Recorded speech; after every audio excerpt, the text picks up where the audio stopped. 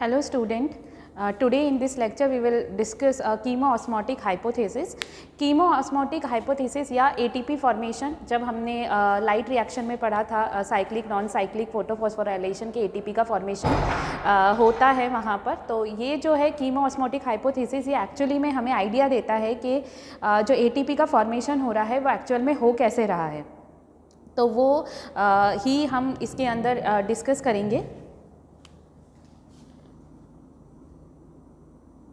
chemoosmotic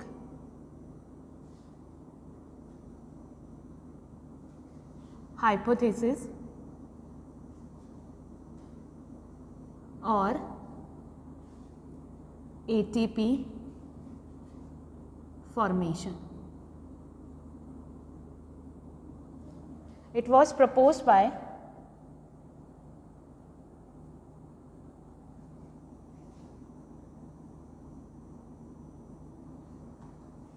Peter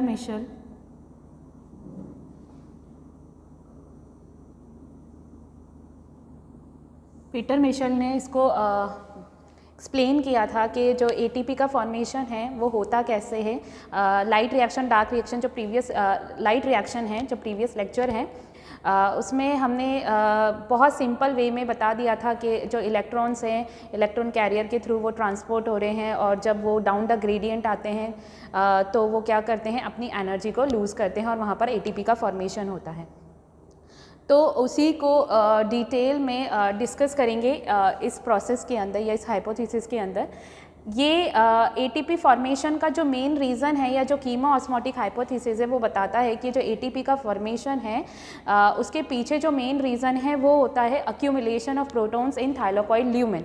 जो thylakoid का lumen है वहाँ पर क्या होगा, प्रोटॉन का अक्यूमुलेशन या H+ आयन का अक्यूमुलेशन बहुत ज़्यादा हो जाता है एज़ कम्पेयर टू स्ट्रोमा, जिस वजह से क्या होता है, ग्रेडियंट डेवलप होता है और यही रिस्पॉन्सिबल होता है फॉर ATP फॉर्मेशन. क्लोरोप्लास्ट का स्ट्रक्चर बेसिक स्ट्रक्चर यही होता है कि ये डबल मेम्ब्रेन है, ये स्ट्रोमा वाला पार्ट है और ये थाइलाकोइड है जो स्टैक्स में अरेंज है, जिसको हम ग्रेना बोलते हैं. कि अगर हम एक थाइलाकोइड को बाहर निकालें और इसका डिटेल स्ट्रक्चर देखें तो वो इस तरह से है. ये इसकी थिकनेस है, ये इसका ल्यूमेन है. तो ये है थाइलाकोइड का ल्यूमेन, इसको अभी हम लेबल करते हैं, और ये थाइलाकोइड का मेम्ब्रेन है. थाइलाकोइड के मेम्ब्रेन पर हमें पता है कि फोटो सिस्टम वहाँ पे प्रेजेंट होते हैं. तो ये फोटो सिस्टम है, फोटो सिस्टम 2, फोटो सिस्टम 1, और ये जो है ये है ल्यूमेन और ये है थाइलाकोइड मेम्ब्रेन. ये आउटर सरफेस है और ये इनर सरफेस है. तो जो मेन रीज़न है ATP फॉर्मेशन का वो है प्रोटॉन का अक्यूमुलेशन हो जाना ल्यूमेन के अंदर. तो अब किस तरह से हो रहा है, इसके 3 मेन रीज़न है जिस वजह से जो है प्रोटॉन का अक्यूमुलेशन होता है. यहाँ पर जो कॉन्सेंट्रेशन रहेगी प्रोटॉन की बहुत ज़्यादा रहेगी. कंपेयर करेंगे जो ये वाला जो पार्ट है पूरा, ये है स्ट्रोमा, ये स्ट्रोमा वाला पार्ट है. तो यहाँ के कंपैरिजन में यहाँ पर प्रोटॉन की कॉन्सेंट्रेशन बहुत ज़्यादा है और इस वजह से ग्रेडियंट डेवलप हो गया. और जब भी ग्रेडियंट वर्ड आता है तो उसका मतलब होगा डिफरेंस. तो एक डिफरेंस यहाँ पर क्या हो गया, कॉन्सेंट्रेशन में डिफरेंस यहाँ पर डेवलप हो गया. अब उसके मेन 3 रीज़न है. वो मेन 3 रीज़न क्या है, फोटो सिस्टम 2. अगर हम थोड़ा रिकॉल करें नॉन साइक्लिक फोटोफॉस्फोराइलेशन, तो हमने वहाँ देखा था कि फोटोलिसिस ऑफ वाटर होता है. तो जो फोटोलिसिस ऑफ वाटर होगा वो किससे एसोसिएटेड होता है, वो होता है फोटो सिस्टम 2 से.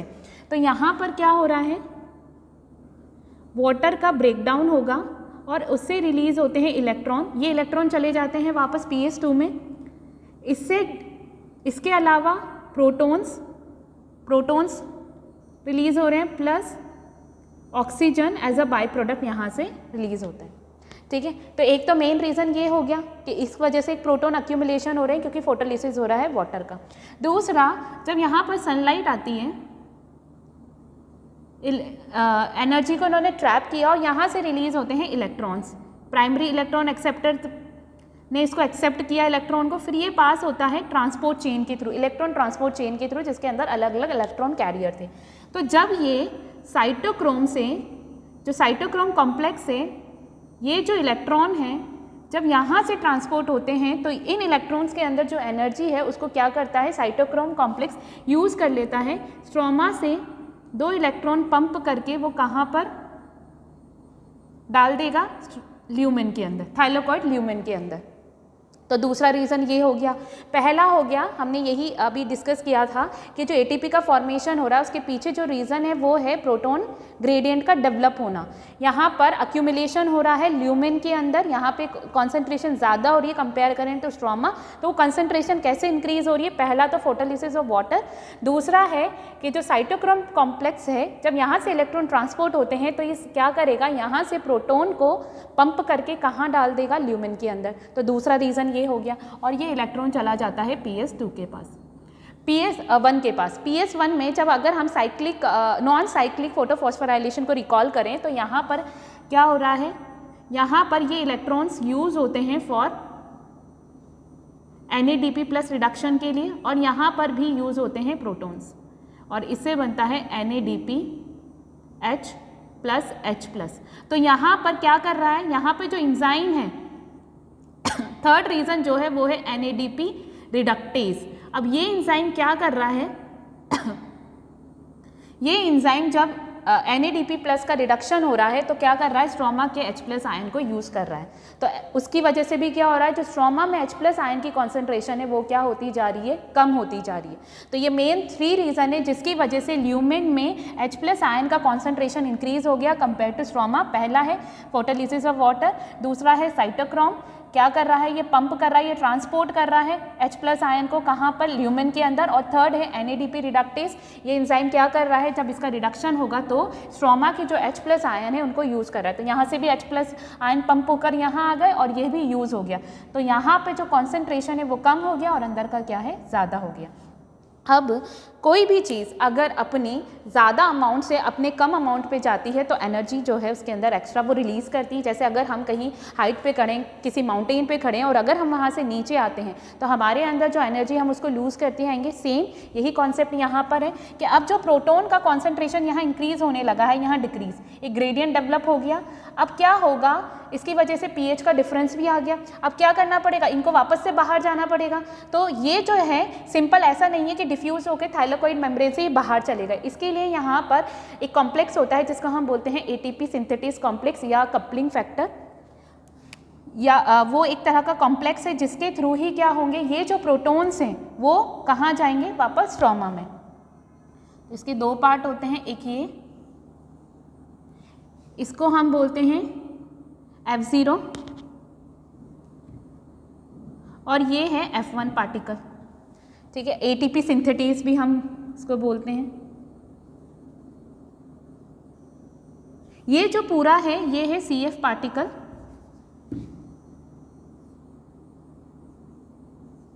Coupling factor.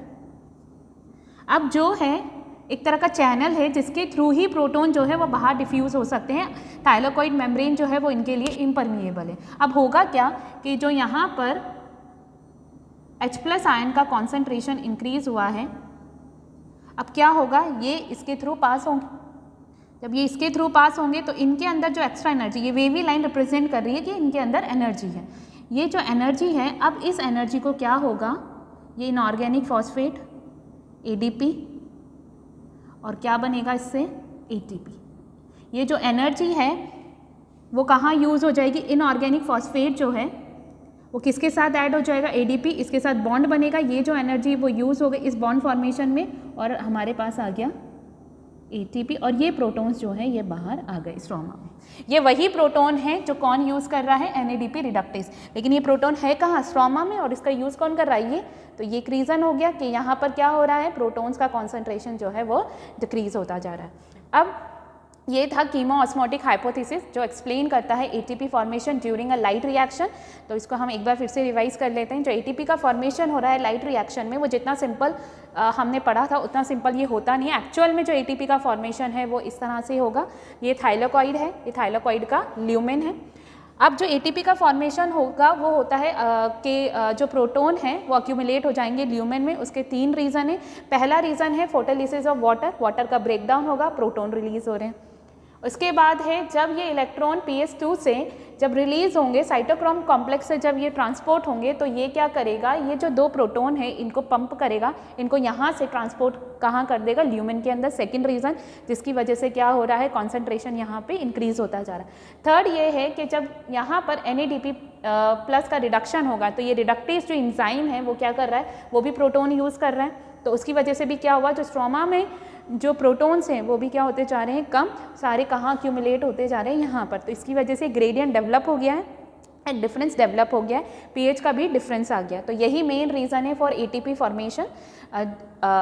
यहाँ पर अब क्या होगा, ये जो प्रोटॉन अपनी हाई कॉन्सेंट्रेशन से जब कहाँ जाएंगे, लो कॉन्सेंट्रेशन की तरफ, तो जो एनर्जी वो रिलीज़ होगी, वो एनर्जी इन दोनों के बीच में बॉन्ड बनाने में यूज़ हो गई और क्या बन गया, एटीपी। ये प्रोटॉन्स वापस कहाँ आ गए, स्ट्रोमा में।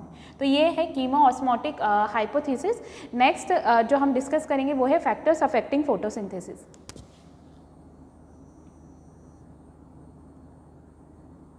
Factors affecting photosynthesis. पहला फैक्टर है लाइट। लाइट जो है फोटोसिंथेसिस जो है वो होता है विजिबल रीजन में। मैक्सिमम फोटोसिंथेसिस होगा रेड में फॉलोड बाय ब्लू। तो जो मैक्सिमम फोटोसिंथेसिस है red and then followed by blue. बहुत ज़्यादा लाइट इंटेंसिटी होने पर क्या होगा, डिस्ट्रक्शन स्टार्ट हो जाता है क्लोरोफिल मॉलिक्यूल का, जिसको हम बोलते हैं सोलराइजेशन। तो जब क्लोरोफिल मॉलिक्यूल का डिस्ट्रक्शन हो जाएगा तो फोटोसिंथेसिस की रेट क्या होगी, डिक्रीज होगी। तो at very high light intensity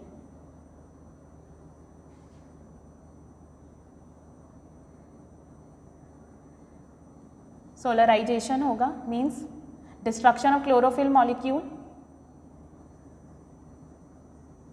और उस वजह से क्या होगा, फोटोसिंथेसिस की रेट जो है वो डिक्रीज होगी। सेकंड है कार्बन डाइऑक्साइड। जितना ज़्यादा जो है कार्बन डाइऑक्साइड का कॉन्सेंट्रेशन होगा उतना ज़्यादा फोटोसिंथेसिस होगा। थर्ड है क्लोरोफिल कंटेंट। ये भी directly proportional to rate of photosynthesis. जितना क्लोरोफिल का कंटेंट होगा उतना ज़्यादा फोटोसिंथेसिस होगा। वाटर होगा तो फोटोसिंथेसिस होगा। बहुत ज़्यादा वाटर होगा तो फोटोसिंथेसिस होगा, क्योंकि जितना वाटर से क्या रिलीज़ हो रहा है, ऑक्सीजन। उसके बाद है ऑक्सीजन। हमें पता है कि ऑक्सीजन की जो कॉन्सेंट्रेशन है वो बहुत ज़्यादा इंक्रीज़ होने पर क्या होगा, अगर बहुत ज़्यादा फोटोसिंथेसिस हो रहा है, ऑक्सीजन की कॉन्सेंट्रेशन अगर बहुत ज़्यादा इंक्रीज़ हो गई, तो हमने डिस्कस किया था प्रीवियस लेक्चर्स में about photo respiration, dual nature होगा रोबिस्को का। बहुत ज़्यादा कॉन्सेंट्रेशन होने पर क्या होता है, फोटोसिंथेसिस जो है वो स्टॉप हो जाएगा। लास्ट है टेम्परेचर। जो नॉर्मल रेंज होगी वो होती है 25 to 30 डिग्री सेल्सियस। ये नॉर्मल रेंज है जिसके बीच में फोटोसिंथेसिस होगा। और अगर हम C4 प्लांट्स के बारे में बात करें, जो हमने पढ़े थे, जीरोफाइटिक प्लांट्स होते हैं, उनमें जो रेट टेम्परेचर होगा वो होता है 30 डिग्री to 40 डिग्री सेल्सियस। इस बीच में फोटोसिंथेसिस होगा। लेकिन बहुत ज़्यादा अगर टेम्परेचर इंक्रीज होता है तो उससे क्या होगा, क्योंकि हमने जब डार्क रिएक्शन पढ़ी तो वह एक इंजाइमेटिक प्रोसेस है, इंजाइम्स यहाँ पर यूज़ हो रहे हैं। तो बहुत ज़्यादा टेम्परेचर होने पर इंजाइम्स क्या होंगे, डीनेचर हो जाएंगे और फोटोसिंथेसिस की रेट जो है वो स्टॉप हो जाएगी। विद दिस हमने जो न्यूट्रिशन इन प्लांट है वो चैप्टर हमने कंप्लीट कर लिया है, जिसमें लास्ट है factors affecting photosynthesis. Next lecture में हम डिस्कस करेंगे न्यूट्रिशन इन एनिमल्स, जिसमें हम सबसे पहले अमीबा जो है एक सिंपल यूनिसेलुलर प्रोटोजोआ है, उसमें जो मोड ऑफ न्यूट्रिशन है वो कैसा है उसको डिस्कस करेंगे। उसके बाद we will start with nutrition in humans, जिसमें हम डाइजेस्टिव सिस्टम, डाइजेस्टिव ग्लैंड और जो फिजियोलॉजी है डाइजेशन की वो हम डिस्कस करेंगे। Thank you.